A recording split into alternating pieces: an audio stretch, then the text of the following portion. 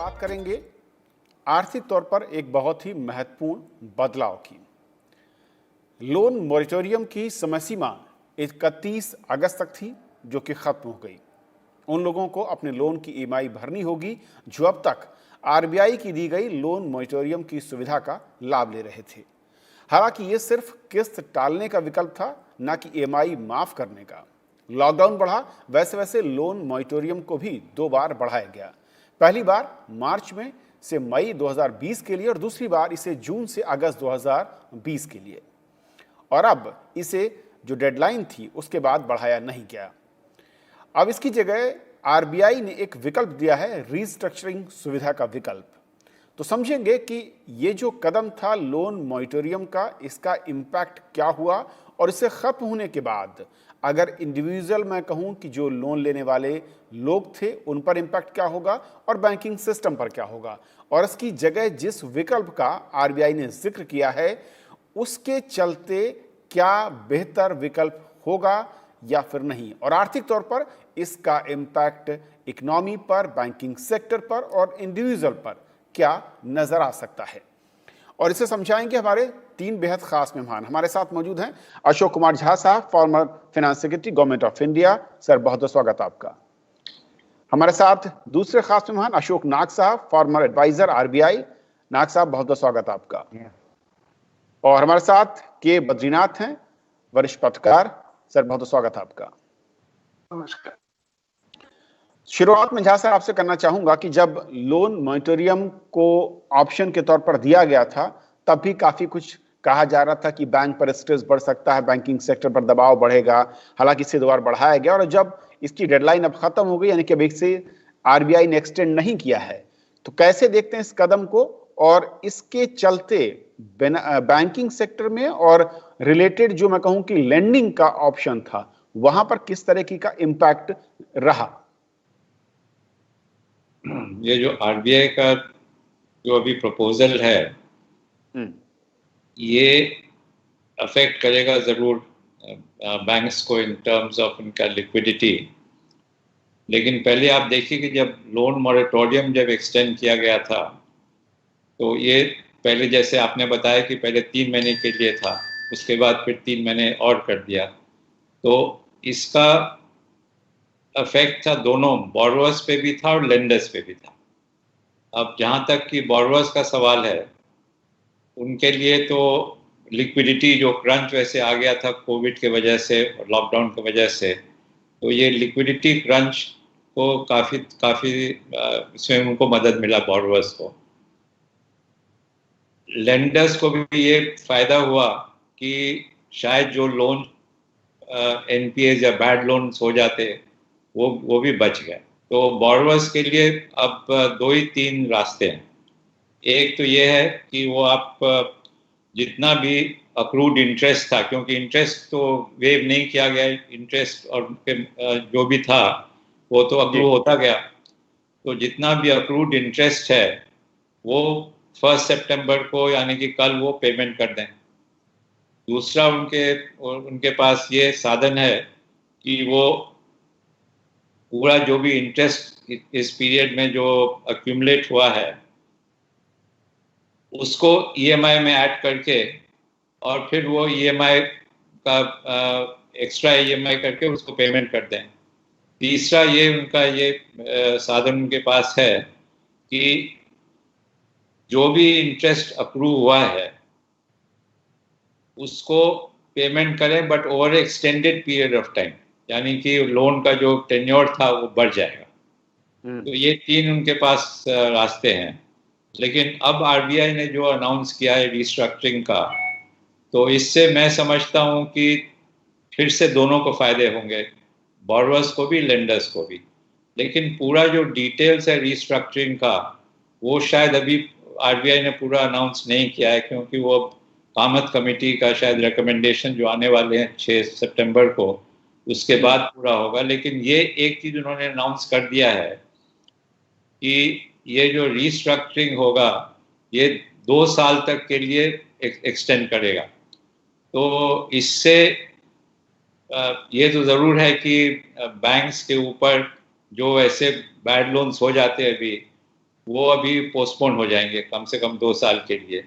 और ये भी हो सकता है कि जितना, क्योंकि अभी तक पूरा लॉकडाउन तो लिफ्ट हुआ नहीं है, पूरा इकोनॉमिक एक्टिविटी चालू हुआ नहीं है, तो जितना इसका एडवर्स इफेक्ट अभी होता वो शायद डाइल्यूट हो जाएगा over a period of time. Nag साहब, जो विकल्प पहले दिया आरबीआई ने लोन मॉनिटोरियम का, और अब जो विकल्प दिया जा रहा है रिस्ट्रक्चरिंग का, इन दोनों का एक तो फर्क मैं समझना चाहूंगा बैंकिंग के लिहाज से, और दूसरा इंडिविजुअल के नजरिए से भी, क्या ज्यादा बेनिफिशियरी है इकोनॉमी के लिए?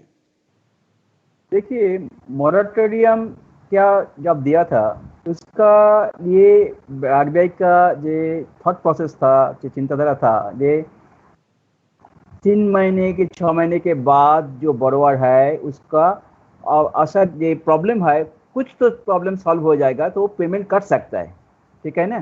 तो अभी क्या प्रॉब्लम है, दे अभी तक the economy has not come back that absolutely that पुराना जाने एक मोमेंटम जो इकोनॉमी का जो ग्रोथ अभी तक पिकअप नहीं करना है। जो लोग अभी तक बहुत स्टेट में लॉकडाउन का है, कोई कोई जाएगा में रेगुलर ट्रैवल करने का, जे अभी तक देखिए ट्रैवल इंडस्ट्री, एयरपोर्ट इंडस्ट्री, जो लोग डिपेंडेंट है उसका कोई भी अभी तक कोई एक बिजनेस चालू नहीं हुआ। तो ये सब लोग जितना है उसका पेमेंट कैसे करेगा? तो आरबीआई का जो डिस्ट्रक्चरिंग के प्रॉब्लम है, मॉरेटोरियम क्या आता है, जो अभी आपको मॉरेटोरियम दिया कि आप 6 महीने के बाद आपका बिजनेस चालू हो जाएगा, आप पेमेंट कर सकता है, इंटरेस्ट का इंटरेस्ट भी आपको पेमेंट कर सकता है। अभी क्या होगा, पेमेंट का करने का जो आरबीआई का थॉट प्रोसेस था, जो रिकवरी होगा, अभी तक रिकवरी नहीं हुआ। इकोनॉमिक सिचुएशन अभी तक नहीं है जो पेमेंट कर सकता है, ब्याज के ऊपर ब्याज वो दे सकता है।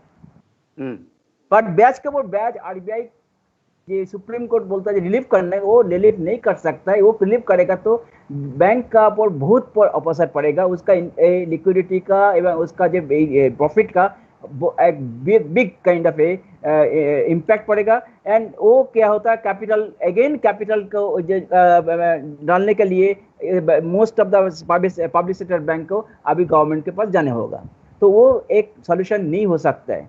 तो आरबीआई का जो डिस्ट्रक्चरिंग सोल्यूशन दिया, एक बहुत बड़ा प्रॉब्लम है ये ब्याज है, इसको भी एक डिफरेंट क्रेडिट फैसिलिटी के लिए पार्किंग कर सकता है।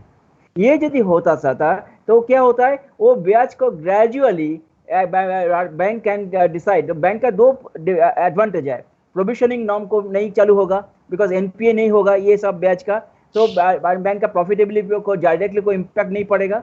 सेकेंड रहता है जे अभी देखिए हम लोग का जैसे होम लोन लिया, महीने में 50,000 रुपीज का आपको ब्याज है, 50-60 लाख लोन लिया था, तो 6 महीने में 3 लाख रुपया लोन हो गया।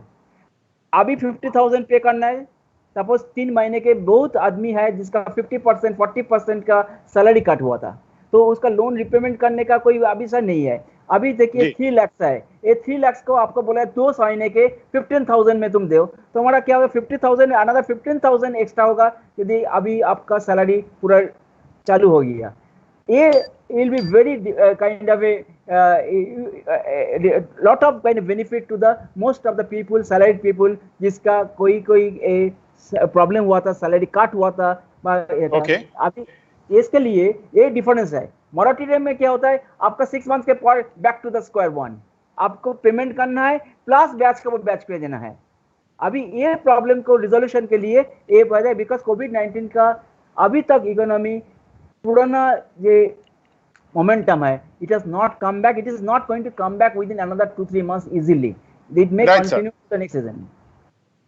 बद्री सर, क्योंकि दोनों इन विकल्पों में, क्योंकि पहले विकल्प जो की बात हो रही है लोन मॉनिटोरियम की, डेडलाइन खत्म हो चुकी है, ओवर हो चुका है, लेकिन जब रिस्ट्रक्चरिंग की बात कर रहे हैं, कई लोग इस तरह की बात आशंका जता रहे थे कि रिस्ट्रक्चरिंग शुरुआत से देना चाहिए था। हालांकि आरबीआई की ओर से जब कहा गया है, इसका इम्पैक्ट, या मैं इसका फर्क समझना चाह रहा हूं कि बैंकिंग सेक्टर में और जिसके ऊपर स्ट्रेस था वो किस तरीके से है, और रिस्ट्रक्चरिंग के जरिए उससे बैंक कैसे उससे बच पाएंगे या बचा पाएंगे खुद को? अच्छा, दो चीजें कभी एक है कि आप from the consumer point of view आप देखेंगे तो दोनों से ज्यादा उनको रिलीफ मिलता है ऐसे मुझे नहीं लग रहा है। क्योंकि आप अभी पे कीजिए, नहीं तो बाद में पे कीजिए, पे तो करना ही पड़ेगा. So in terms of except giving you the time for you to repay, actual in terms of money outgo either will be the same or little more. So that will be from the consumer point of view. Either if you or me have taken a bank loan, either for a house or a car or whatever it is, हमको जो पे करना है उस amount में तो फर्क नहीं है, और कब पे करेंगे, कैसे पे करेंगे, इस इश्यू पे थोड़ा सा बहस हो सकता है, लेकिन इसमें ज्यादा आपको रिलीफ नहीं है. From the banks point of view, from the banks point of view ये है कि भाई आपका लिक्विडिटी क्रंच, जैसे जहां साहब बता रहे थे, लिक्विडिटी क्रंच होने का बहुत सीरियस इश्यू है, और सब बैंक्स ने मिलकर रिजर्व बैंक गवर्नर को चिट्ठी लिखा है कि भाई ये अभी मॉरिटोरियम एक्सटेंड करेंगे तो फिर हमारा लिक्विडिटी साइकिल कट जाएगा, और हम we will not be able to come back to our banking business. But in this, you should also be very careful about what the Supreme Court has said. The Supreme Court says that, okay, you're more, concerned about the banking business rather than giving any material relief to the depositors or the people who have borrowed from you. So, point I'm trying to say is there are too many variables. बहुत ज्यादा variables है.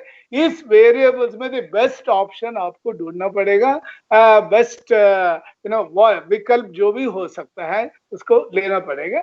इसकी वजह से मुझे लग रहा है कि कामत साहब का पैनल कॉन्स्टिट्यूट हुआ है, अभी सितंबर में उनका रिकमेंडेशन आ जाएगा, लेकिन उसको आपका लोन रिस्ट्रक्चरिंग चालू हो जाएगा. लेकिन I am coming back to the earlier point that for a borrower like me, I may or may not have got much from the government or the banks in terms of material relief, in terms of the money outgo from my account, though my salary may have been cut by 30%, 40%, 50%, or I must have lost my job. So, point is touched wood, we should not lose jobs. But the point here is that ye ho raha hai. If it is happening, then what is the kind of relief someone would expect from the consumer point of view? Relief that is being expected by several categories of small borrowers is that interest be waived off either partially or to the large extent, so that he can come back into the usual cycle of repayment. But from the Reserve Bank of India point of view, as per the argument that have been put up before the Supreme Court, is that the behavior of the borrowers is going to be impacted in a big way. So, a moratorium को खत्म कीजिए और restructure करने के लिए मुझे कोई दिक्कत नहीं है. आप रिस्ट्रक्चर करेंगे, लेकिन रिस्ट्रक्चर करने के बाद नया ईएमआई शुरू होगा, इसमें फिर भी कंज्यूमर के लिए it is going to be a burden, because the loss he has incurred because of the COVID-19 cannot be compensated in terms of deferred payment or staggered payment or another EMI. ऐसे मुझे लग रहा है. Okay Jha sir, क्योंकि ये विकल्प का जो एक बड़ा मोटिव था कि बैंकिंग सेक्टर में ज्यादा स्ट्रेस ना हो, एनपीएस का खतरा ना बढ़े, लोन वापसी की जो गुंजाइश है वो बनी रहे. अब जबकि हम एक विकल्प के बाद उसको बाहर आ गए और दूसरे विकल्प के साथ हम आगे बढ़ रहे हैं, लेकिन इसके जो एनपीए को लेकर या रेड बुक को लेकर जो कहा जाता है, उससे बचाने में की कितनी ताकत इन विकल्पों के अंदर है, जिस तरीके से अभी भी हम देख रहे हैं कि हालात सुधरे नहीं हैं और जो इकोनॉमी का रिवाइवल है उसमें भी वक्त दिख रहा है. इसमें पहली बात तो ये है कि banks are commercial entities. Okay, तो ये इंटरेस्ट माफ करना या लोन माफ करना ये बैंक का काम नहीं है. अगर बोरोवर्स कंज्यूमर्स को अगर कोई प्रॉब्लम आ रहा है अभी because of various reasons of COVID. तो to expect कि banks वो माफ कर देगी interest is I think not a correct approach. अगर interest माफ करना है borrowers का, ये सरकार को करना है, banks को नहीं. Banks are commercial entities. अगर आप banks, after all banks किसका पैसा देता है? Banks don't print money. Banks तो basically lend money of depositors. तो the argument कि नहीं banks को अब माफ कर देना चाहिए etc. I don't think that is a sound argument. ये तो सरकार को करना चाहिए. अगर सरकार समझे कि कंज्यूमर्स को दिक्कत हो रही है, बोरोवर्स को दिक्कत हो रही है, तो सरकार को कर देना चाहिए माफ, नॉट फॉर बैंक्स. तो अब जहां तक कि ये जो भी रीस्ट्रक्चरिंग का जो भी आया है, मैं तो समझता हूं कि ये सही स्टेप है. सही स्टेप इसलिए है क्योंकि अभी भी कोविड का जो इनिशियल थिंकिंग था कि 2-3 महीने में शायद ये कोविड का मसला ढल जाएगा, ये तो ऐसा हुआ नहीं और न ही होएगा भी.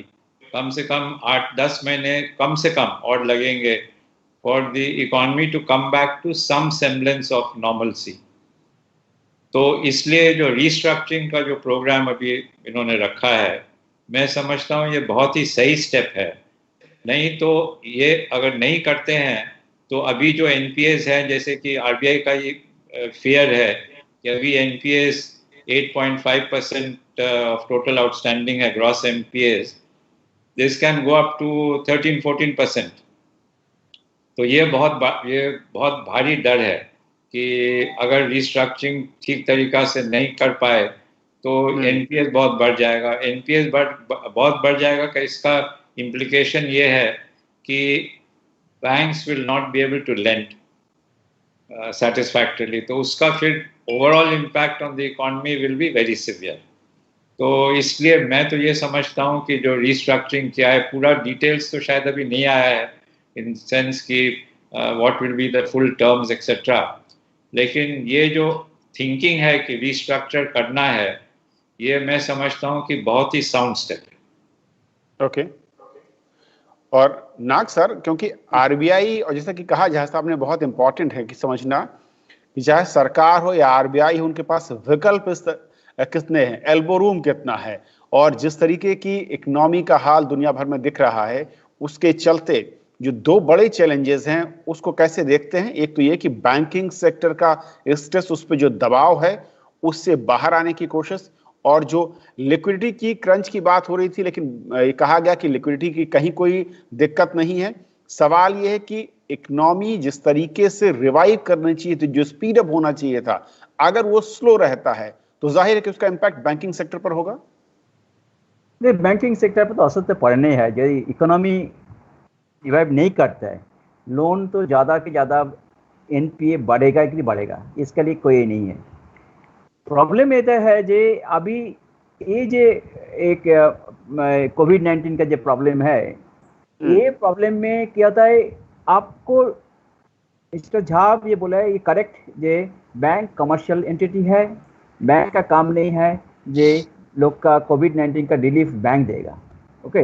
अगर बैंक का यदि लेंडिंग कैपेसिटी इसके लिए फ्यूचर में इफेक्ट पड़ेगा, that will also be a adverse impact पड़ेगा इकोनॉमी को. सो द बैंक को सेव करना चाहिए. आरबीआई के ये रिस्ट्रक्चरिंग थियोरेटिकली करेक्ट है, but there is one missing point here. आप रिस्ट्रक्चर कर दिए, सपोज कोविड-19 का ये इकोनॉमी रिवाइवल का जो कंट्रैक्शन जब होता है, फॉरगेट अबाउट ग्रोथ, कंट्रैक्शन होता है, ये कंट्रैक्शन आपको पूरा 2020-21 का फाइनेंशियल ईयर में चालू रहेगा. जो रिस्ट्रक्चर में पर्टिकुलरली कंज्यूमर जब लोन बोला है, ये आपको होम लोन, जिसका एक से कार लोन, ये जो लोन का है अमाउंट है, जिसका परसेंटेज बैंक में कोई कम नहीं है, तो वो लोन में रिस्ट्रक्चरिंग करने के बाद वो दे सकता है कि ना, पूरा ये प्रॉब्लम इतना सॉल्व हुआ नहीं है. अभी देखिए डिजास्टर मैनेजमेंट एक्ट में रूल नंबर 13 में बोला है, जे नेशनल अथॉरिटी में in case of disasters of severe magnitude, okay, recommend relief in repayment of loans और to grant fresh loans. Fresh loans is a restructuring issue है. Basically restructuring is nothing but you are giving a new loan contract with the new terms and conditions. Okay, maybe taking the old loan on the paper. But अभी relief on repayment ये खाली government दे सकता है। Now ये भी देखिए, जब financial crisis 2006-08 में हुआ था, what government US government did, they took out the NPS out of the bank, purchased it, okay, and later on they got it from the market when the things actually improved. Government को देखना चाहिए अभी ये जो loan है इसको देने के लिए आदमी अभी दैट का पावर नहीं है, दैट दिस का पेमेंट पॉसिबिलिटी नहीं है, उसको रिस्ट्रक्चरिंग करके आपको प्रॉब्लम को 3 मंथ्स को आपको अगेन दे डिफॉल्ट करेगा। अगेन यदि आपको जी 30% 40% का ये है, आप क्या करना है, आपको लोन करके एक मैक्सिमम आपको 2-3 साल मॉरेटोरियम करके 2-3 साल को एक्सटेंड करेगा टेन्योर, बट आपको 50,000 में 45,000 में आपको असर पड़ेगा। 45,000 कैसे पे करेगा? आपको सैलरी 1 लाख से अभी तक 30,000 हो गया, 40,000 हो गया और जॉब लॉस हो गया।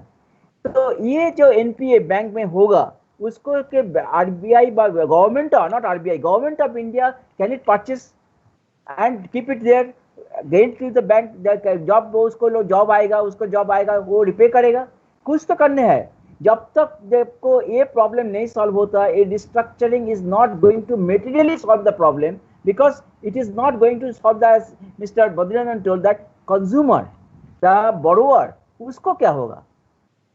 बैंक रिस्ट्रक्चरिंग करेगा, एनपी नहीं होगा, बोरोवर के पे कर सकता है।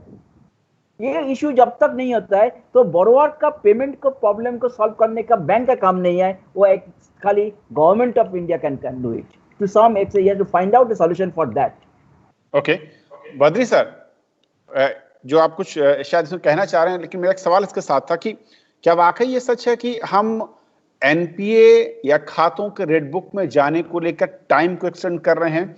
असली जो मर्ज है उसको हम कुछ देर तक टाल पाएंगे, लेकिन खत्म करना फिलहाल हमारे बस में या हमारे जो टूल्स हैं उसके रीच में नहीं दिख रहा है। Okay, the issue is non-performing assets as well as consumer interest. So if you don't have a proper credible borrower, then you have no bank. What is bank all about? Banking is all about consumer and having a credible consumer and who is able to repay. If you do not accommodate the consumer, especially the small borrower, whether it is in consultation with the government of India or whether it is with the Reserve Bank of India, it should be a three-way crisis management that needs to be done.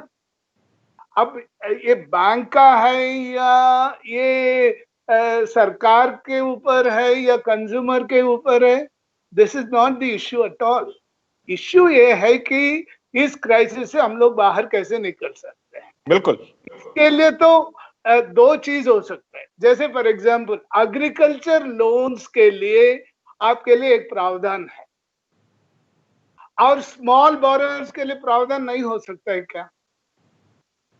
What I was trying to say is there should be a three-way consultation for bringing about some kind of a workable solution for the crisis that we are into. Crisis सब लोगों के लिए, banks के लिए भी है, borrowers के लिए भी है। कंज्यूमर अच्छा बोरोअर आपके पास नहीं है तो बैंक भी टलेगा नहीं। It is not going to stand on its own if you don't have a credible borrower who can pay you. So my guess is किसके खाते में जाना चाहिए इंटरेस्ट माफी, किसके नहीं जाना चाहिए, ये सब की इश्यू नहीं है। I think all have to come together to take some kind of a sacrifice has to be made.